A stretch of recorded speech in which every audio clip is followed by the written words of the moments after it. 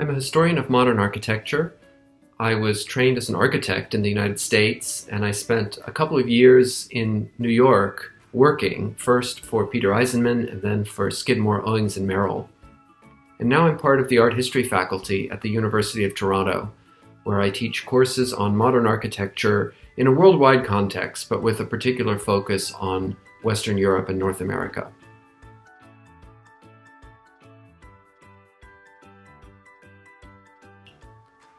Growing up, I secretly wanted to be a professional musician, but I didn't have the talent to pursue that career path.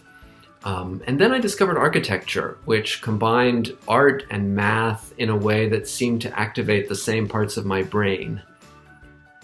But I was perplexed at the overwhelmingly visual orientation of architectural design and architectural history.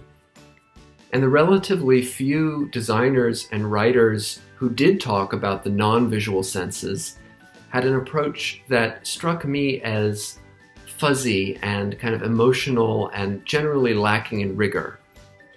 So I started exploring the history of architectural acoustics, how, beginning in the Enlightenment, some European architects worked to develop systematic techniques for representing sound in the design process so that their buildings could mediate the propagation of sound in deliberate ways. And I would argue that their work profoundly shaped how we think about sound and space today.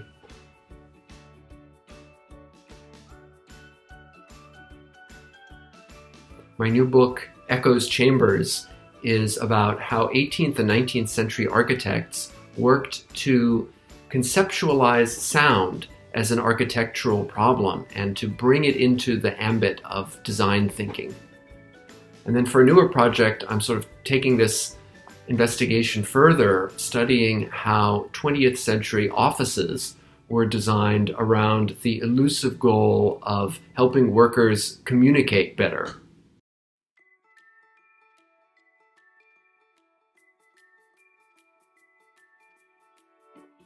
It's a good question, because Canadian architecture tends to be studied by Canadians, but outside Canada, tragically ignored.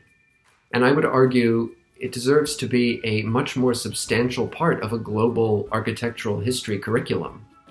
Marshall McLuhan once described Canada as a counter-environment, a place where it's possible to observe patterns that go unnoticed elsewhere.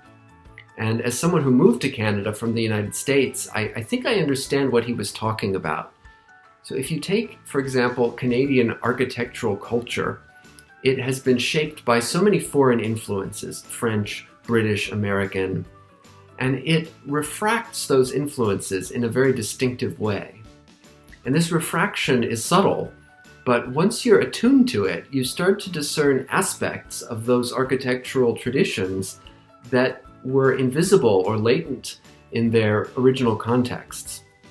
Somebody once said that if you really want to understand Georgian architecture, which is a quintessentially English style of architecture, you have to go to Dublin, which is home to some of the finest classical buildings of the 18th century. And I think something similar could be said of Canada. If you really want to understand brutalism, for example, a way of building that was invented in Britain and elaborated in the United States, I would argue that you have to study it in Canada, where it took root and flourished in a unique way.